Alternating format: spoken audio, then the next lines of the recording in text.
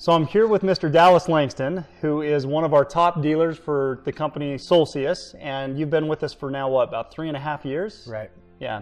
And Dallas just comes from a wealth of experience. He's an incredible entrepreneur. We'll talk about your journey from going from when you were working from somebody else to starting your first company by yourself and have been able to grow that.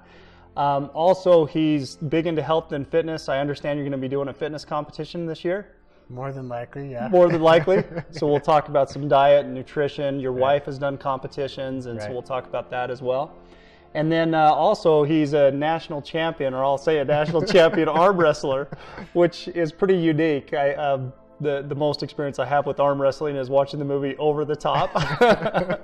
So we'll talk a little bit about his experience there too. But first, Dallas, just tell us a little bit about you, where you're from, your background. Yeah, so I'm Dallas. I grew up in St. George, Utah, and pretty standard, normal upbringing in a normal household where my dad worked for other people, and eventually he became an entrepreneur and started his own business when I was a teenager.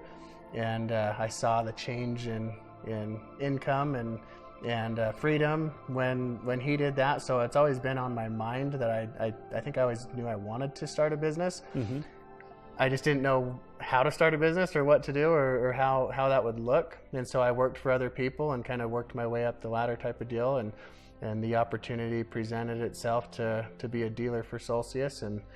And after hearing kind of the same old routine from sales people and the same routine from my old bosses, basically I knew I was capped out and I wasn't happy with where I was at. So kind of got the urge to start my own thing, and luckily you guys provided the opportunity to make that easy, so I did. So I still remember when you did that. I want to say it took you 2 months before you kind of transitioned out of your old job, coming in to be an entrepreneur and start, it was Utah Smart Energy is the name of the company. Utah Clean Power. Utah Clean Power. I apologize. Utah Clean Power. But I remember the transition took a little bit of time, and you and I had met at least once, maybe a couple times together when you were going through that decision process. So what was it that you felt like, I can do this? Like, I'm going to take the risk because you're married, you have kids, Right. you have a house and a mortgage, right? Yep. I'm going to take the risk and I'm going to do this all on my own. What led to that? Yeah. A house and kids. So how that worked, it's kind of a funny story. It took me 2 months to get the courage to leave my previous company. And I remember it was October, November-ish, 2014 or so. And I remember I was waiting to get my Christmas bonus. And the previous year I got a $1,000 bonus. And I thought, I'm going to stick around for these 2 months, put in my time and energy, hopefully get that $1,000 bonus, and then I'll get the courage to leave. And so it's funny looking back at that now, because if I would have spent the 2 months actually working and starting your my business, own, I would have made a lot more than that $1,000, which kind of funny how that turned out. I ended up getting, I think my bonus that year ended up getting reduced down to like $200. So you delayed it another 2 months to get Right. $200. But Awesome. to answer the question, to say, I had a lot of things going at the time. I had a full-time job. I had a good job. I had benefits. I had a 401k. I had a house. And my wife was 8 months pregnant with our second child at the time. And I just knew we didn't have the life that I really wanted. And so that was a huge motivation for me, was knowing if I take the plunge, there's a good chance of having the life that I do want. Yeah. And luckily my wife was on board. She said, if you can get me close to the beach, I'll move. So yeah, that's what we did. Yeah. So that I remember that now, because you were living down in St. George Right. at the time, and that's where your home was. And then you said, I'm going to move to Southern California. Right. And because at the time, that's the only place we were able to do solar energy, was down there. So what did you do with your house? Did you just put it up for sale right away? Yeah, we put it on the market and it sold in 10 days. Oh, And market's good. We were done. So that's going all in, though. I mean, when you literally say, I'm going to move to another state, I'm going to put my home up for sale, I'm going to quit my job, you're doing everything you can to be successful.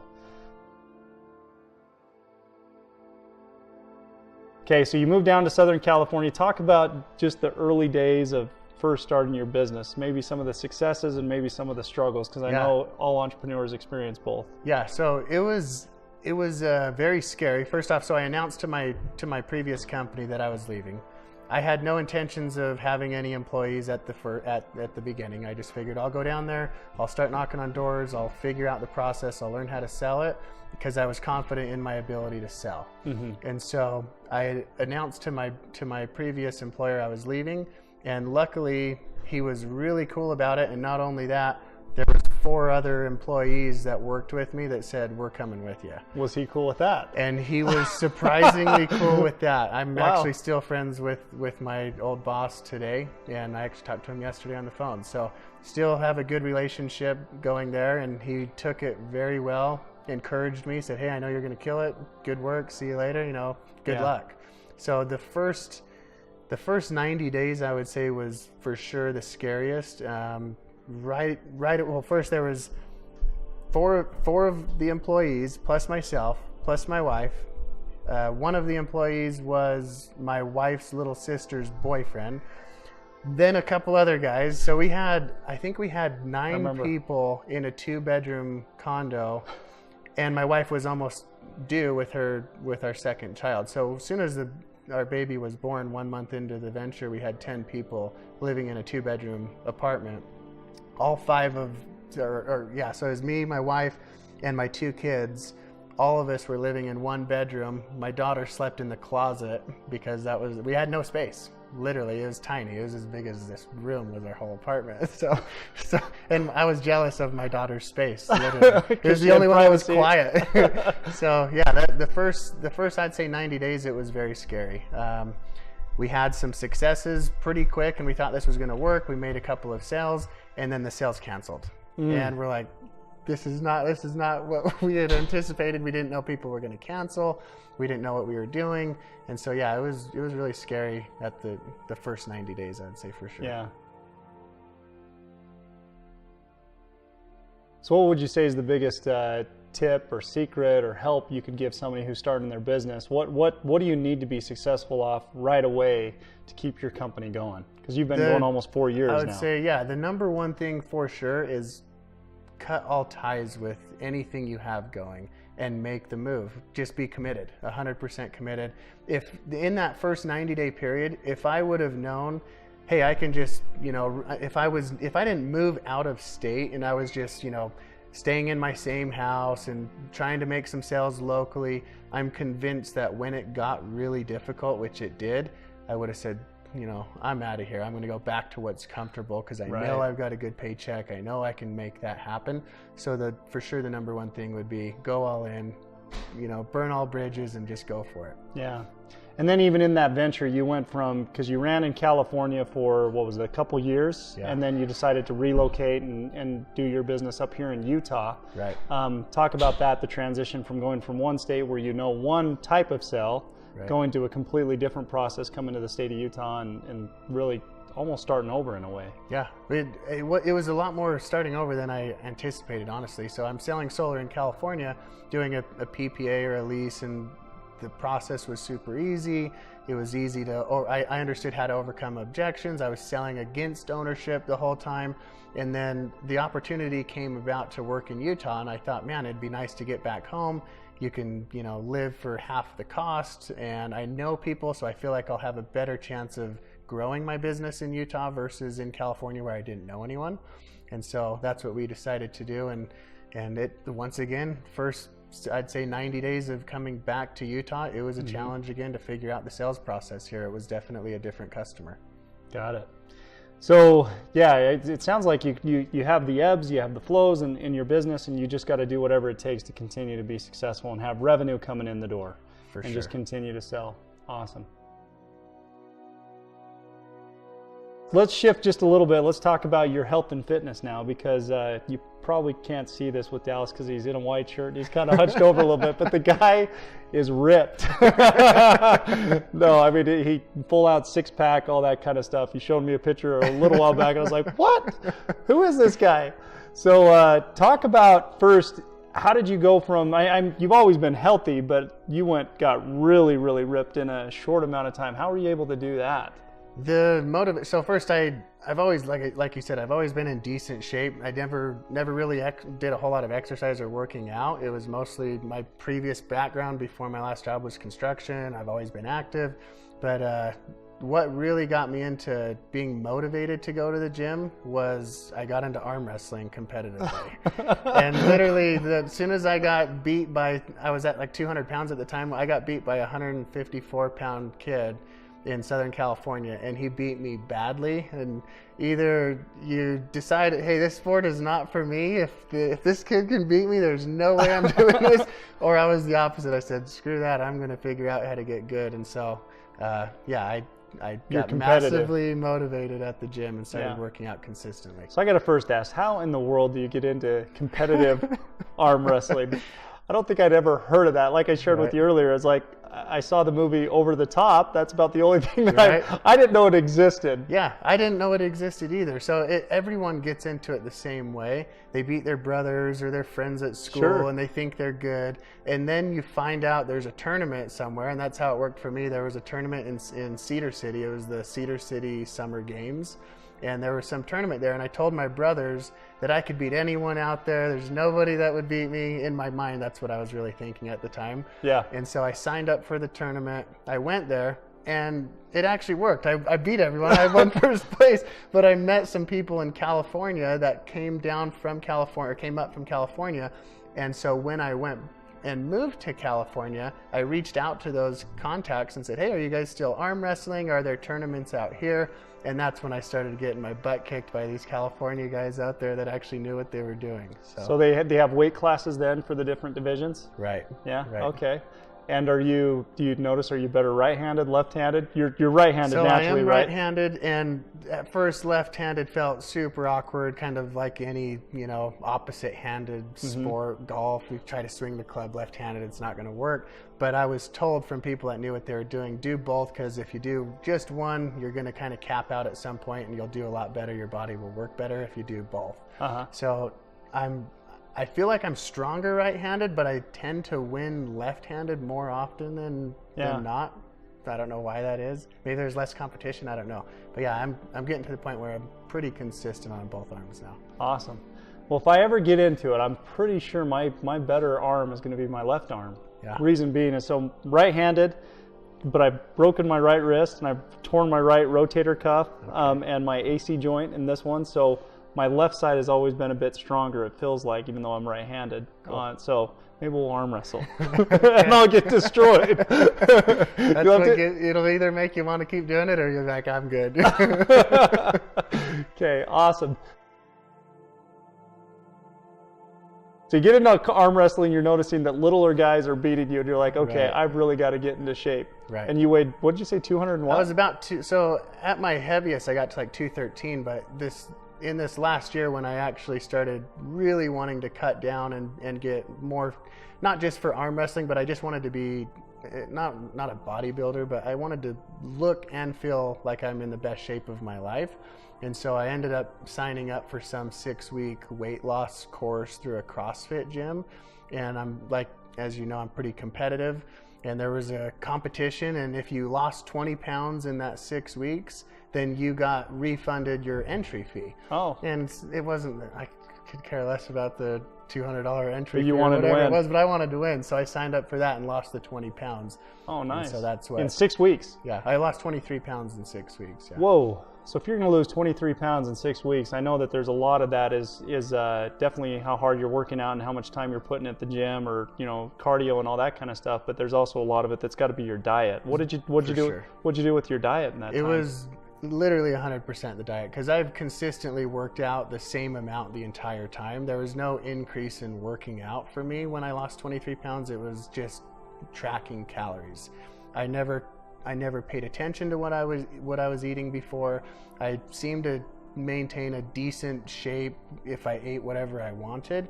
And so when I wanted to lose the 23 pounds, I had to figure out, I have to eat less. Uh-huh. And so it was just simple math, less going in than coming out, and more calories burned than consumed, and I'm going to lose weight. So I started tracking calories. I downloaded MyFitnessPal on my phone and counted every single thing that I consumed and got a baseline. And then from that baseline, I just started cutting from there, and it worked. Got it. And so let me ask the question, you're tracking calories, because I think a lot of people try to do that and it becomes very challenging.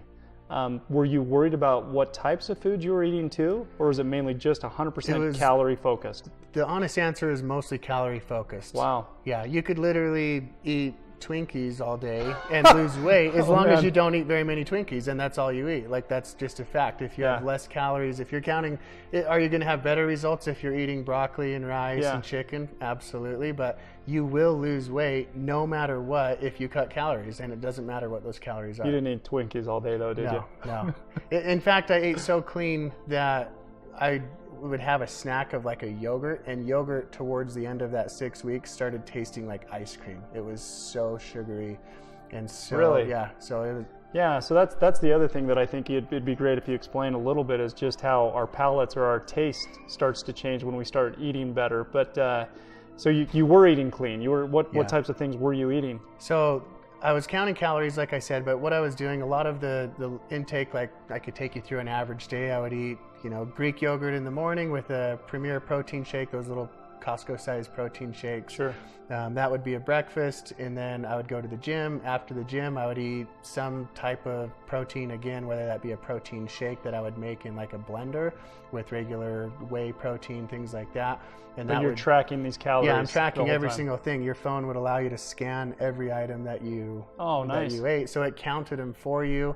It was just knowing. The challenge is eating out. If you ever wanted to eat out, it's a wreck when it comes to tracking. So we just didn't eat out. It was just, hey, we can't eat out because I know I won't be able to keep close tabs of what's happening. But a lot of chicken, I eat a lot of beef as well. So it was just mostly cutting out. I stopped. It was one of the biggest things was what I drank. I don't drink alcohol, which I'm glad, because that's high in calories as it is, but I stopped drinking juice, which I always imagined in my head growing up that was good and healthy for you, but it's 130 calories. I stopped drinking milk, for the most part. So the only thing that I consumed drink-wise was water and coffee. And that's how I kept my because I wanted to save my calories for food because I was starving. Mm-hmm. So I'd rather eat it than drink it. Yeah.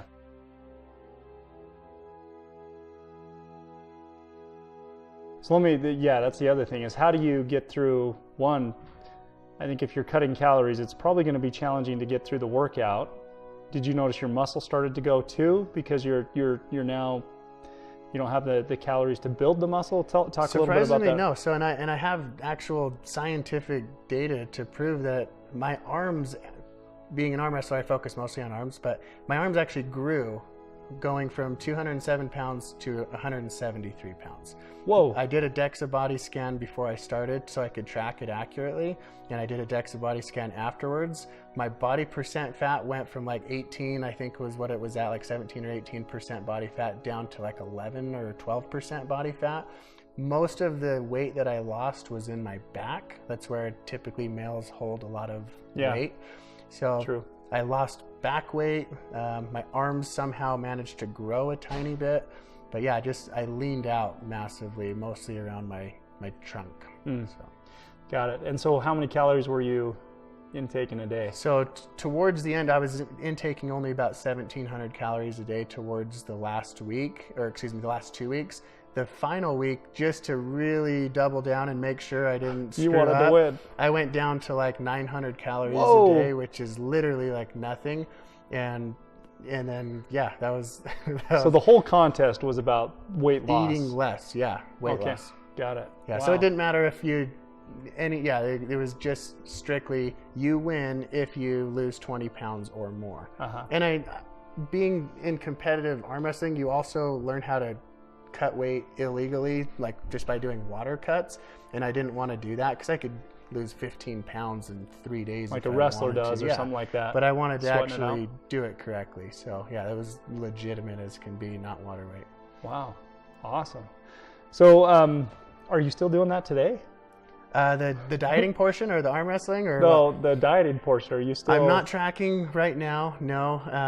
Do you know what you weigh today? Yeah, I'm like 190 pounds right now. So. And so you went down to 173. 173 was the lightest I got to, but I would say after about a 2-week period, I kind of balanced out at about 180 to 185-ish. Mm-hmm. And now this last little while, I've been trying to actually put some more muscle on because I want to compete at 185 pounds. So typically you want to weigh about 195 to 200 and then just cut 10 to 15 pounds of water. So that's what I'm doing right now. Do you feel like your body fat stayed pretty close to that? It's I bet you it's like 14 to 15 right now. So it's gone up some for sure. Just the last few days I've noticed more than before. I can tell usually I look in the mirror in the morning and if early in the morning, if I've eaten clean for a little while, my stomach looks a lot better. I feel better. And the last few days I'm like, oh, my face is getting fatter. So yeah, I've been eating a lot more calories than I should have in the last few weeks. For sure.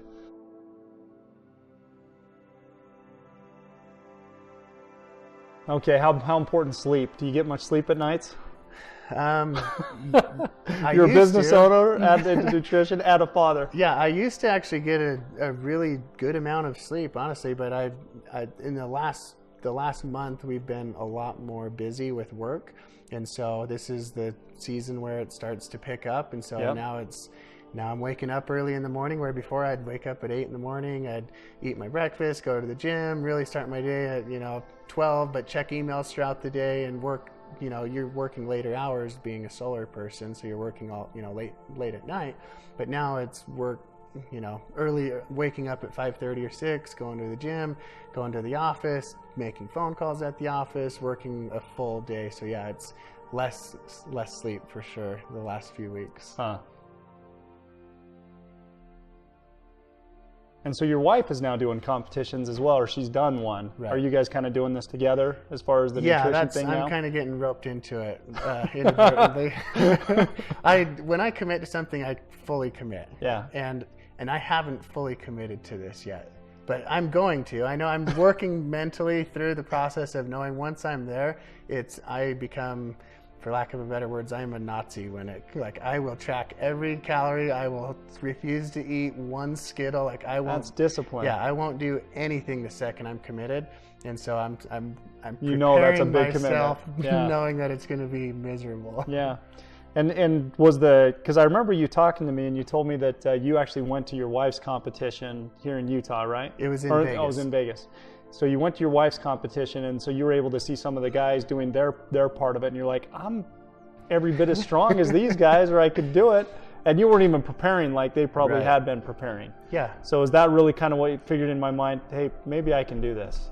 That definitely helped, because there was literally, realistically, and this is going to sound really cocky, Say it, man. I feel like I looked better than 25% of the guys there, and I was eating clean and I was exercising, so I looked good, but I wasn't preparing for a show. I wasn't going full steam into that. So I thought, man, if I could and I feel like I'm pretty honest with myself, even though some of the ego comes in and just maybe exaggerate a little bit, but I thought if I could beat 25% of these people without trying, I guarantee I could do a lot better if I actually put my mind to it. So that definitely helped.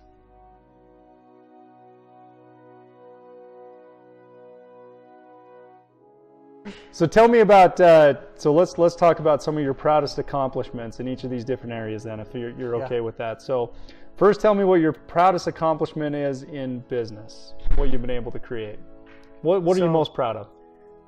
The honest answer to that, business and entrepreneurship. The thing I'm most proud of is just, I think results speak for themselves when it comes to money. I've been able to make a good amount of money by becoming an entrepreneur. Nothing in terms of what I could do in the future, what others are doing, but I was able to 10x my income in the first year. Well, yeah, almost 10x it the first year. So that was the most important part to me, was if I'm going to take the risk and try this and hope for the best, I better have have the results follow monetarily. So that's probably my biggest accomplishment really is just knowing that I'm making more money. And what a massive accomplishment that is. And to think about, you now have a beautiful home here in Draper, which is one of the more expensive areas in the Salt Lake City area, and a beautiful, beautiful home, beautiful area. Got a lot of that going for you. And you're providing, most importantly, you're providing for your wife and your children. Yeah, it's an ease of life. It's created an ease of life that is so much that you can't describe to someone that hasn't felt it. There's nothing more fulfilling, in my opinion, or like just that feeling of I feel good knowing that I can go to the store and buy what I want, knowing that I can go out to a restaurant, buy what I want, knowing that my wife can buy what she wants, knowing that our kids are going to be able to do what they want to do, and I don't have that stress and that worry of, oh crap, the house payment's coming out this month, or oh, how are we going to get our daughter to have enough money to go to gymnastics or whatever. I don't have to stress about those types of things, and that's probably my favorite feeling in the world. Just gives you a lot more freedom. Yeah.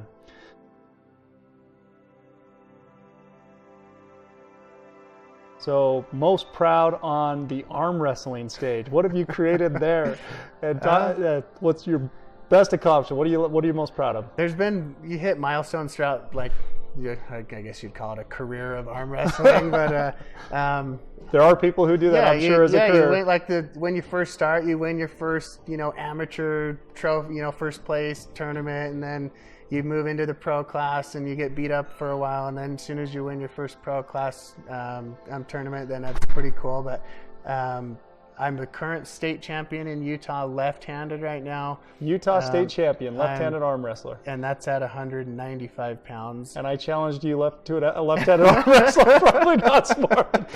Well, you never know. But if I beat Dallas, I'm gonna let them know. Yeah. I had a super match, which is where, so you go to a normal tournament, and a normal tournament is where you have a bracket system and you go against the people in your weight class. There's also something called a super match where you're basically, it's almost like a grudge match, but it's not really a grudge because half these people you really like because you get to know them. But I had a match against a California guy that used to beat up on me pretty badly while I lived out there. I've been training consistently, and I challenged him to a best of 5 right-handed match in Utah. He came out here, drove out here from Southern California, and I honestly had no clue how it would go because the last time I had arm wrestled him 2 years previous, he would destroy me. And so I challenged him and ended up winning my super match. So that was the best thing so far. Nice. That's a big accomplishment. And I think probably the most rewarding part of that whole thing is that, hey, I went against somebody before who was crushing me, right? And now it's flipped to where you were able to beat him, so you saw the amount of improvement that you had. For sure. And it really was because of the personal work that you put in, right? And the effort that you put in. That's awesome.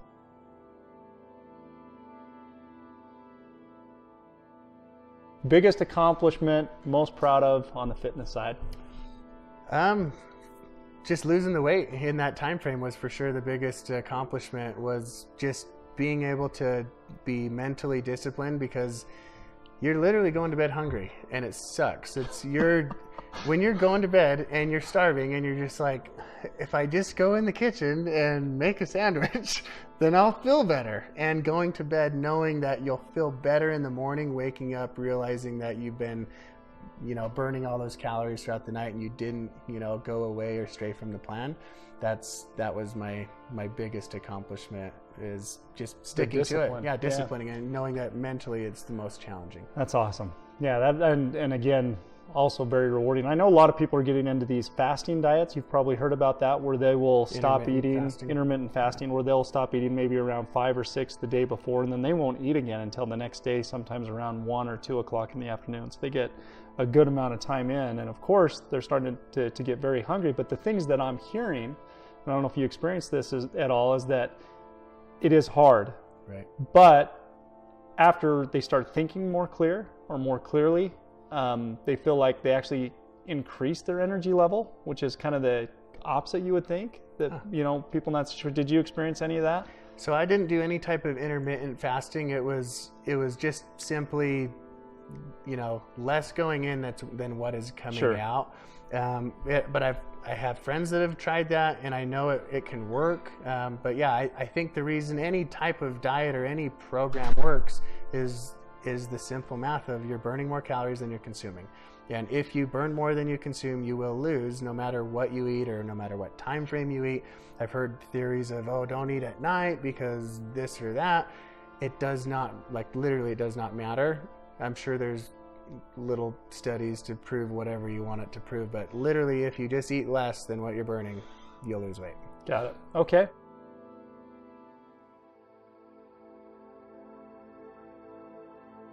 All right, now let's talk about the accomplishment you're most proud of on your family side. We didn't talk as much about that. So you're married, you have three kids now. Okay, what are you most proud of with your family? That's a good question. So yeah, our family started to grow in Southern California. My youngest son, Jagger, he was born in Newport Beach. And so 3 kids. The biggest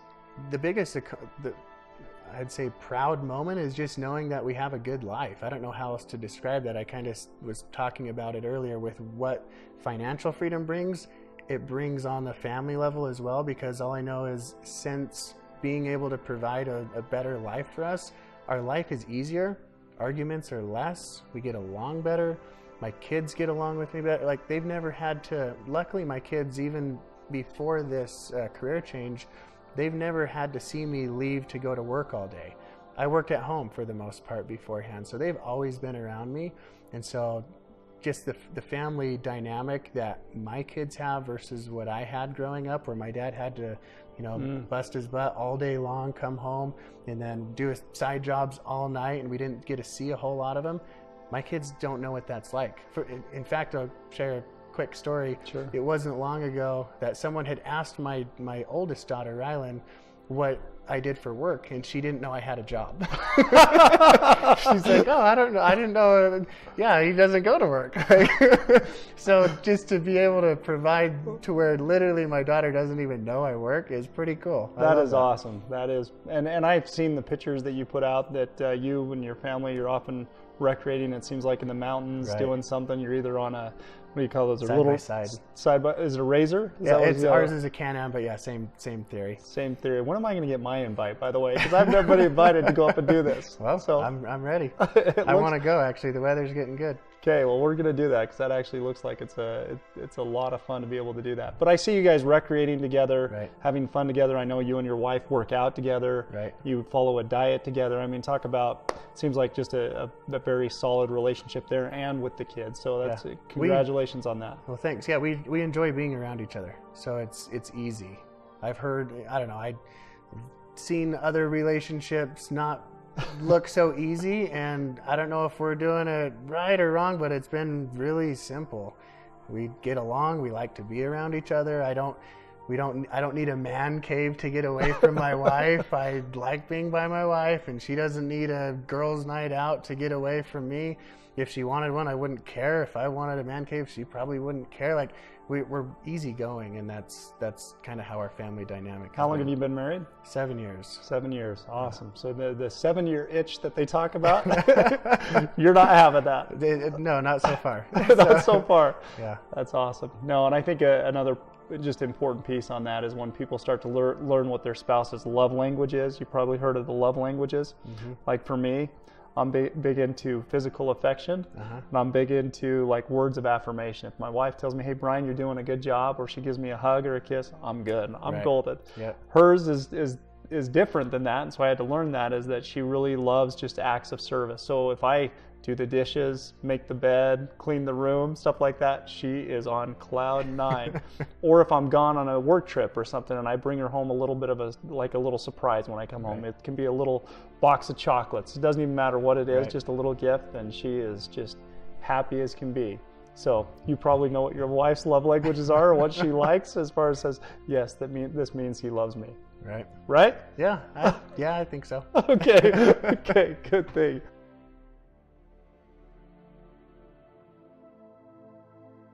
Well, I guess I'll ask a couple more questions on these last ones. What would you give as far as advice to somebody who's just starting their own business for the first time?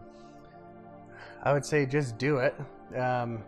Just commit, because there's so many people that have great ideas, that have awesome, they'll have a cool invention idea, they'll have some cool business idea, and they just don't execute. And so instead of worrying about all of the things that make it look like you have a business, like a lot of people think, oh, let's go get business cards because I need them, and which I think is completely outdated in today's day and age.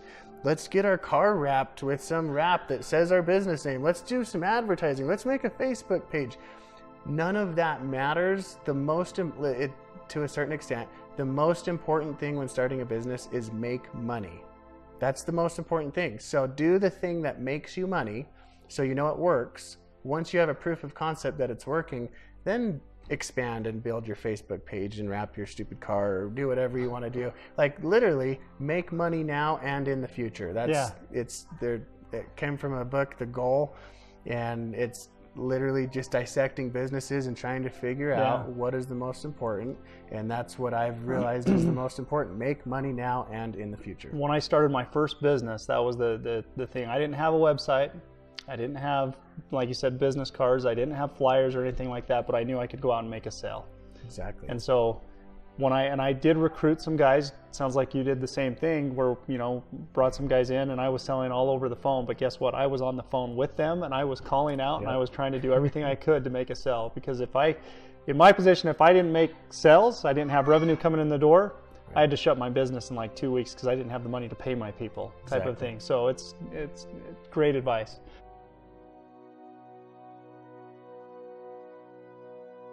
Okay, best advice you could give on the nutritional side. How, if somebody's trying to lose some weight, sounds like just less calories in. Eat less calories, literally. It's the only answer. Every diet in the world, whether it's the paleo diet, the Atkins diet, any of these diets, the facts remain: eat less than what you burn and you lose weight.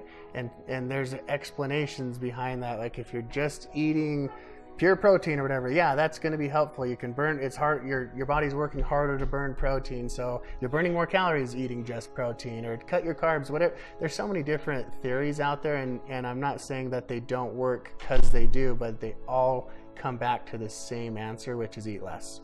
That's literally the answer. Awesome.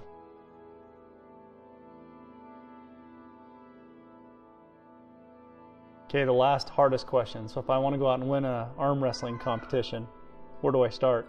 There's a tournament in like 2 weeks, actually, in Ogden, Utah. So right in my neck of the woods. In your neck of the woods, you can sign up. The best thing to do is go to a tournament, practice. Once you go to a tournament, you'll find there's a community of arm wrestlers throughout the entire world. And you get linked into this community, whether it be through Facebook or Instagram or whatever, and you create friendships from people. I've got half my friends in California are arm wrestling friends. That's awesome. So you can find tournaments online. You just Google it, or just ask me. I know all of them. Okay. Dallas, does Over the Top work? The funny thing is about that movie is I actually know a lot of the people in that movie. They were real arm wrestlers. Really? And one of the famous guy in there is John Brzezinski. He's actually from Utah. And so, I know a lot of these people, but does that work? Like rolling your fingers over the top. It's not my style of arm wrestling, but yes, it does work. People do it? Absolutely. Yeah, it's called a top roll. That's what people are doing. They're attacking their opponent's fingers, because once they open up their hand, it's a lot harder to win if your hand's like this versus if it's like this. So, they're actually doing it. Awesome. Okay, well, Dallas, I appreciate all the valuable insight that you've shared with us on a multiple array of different subjects, and this has been great. So thank you very much for your time, brother. Thank you. Okay, thanks.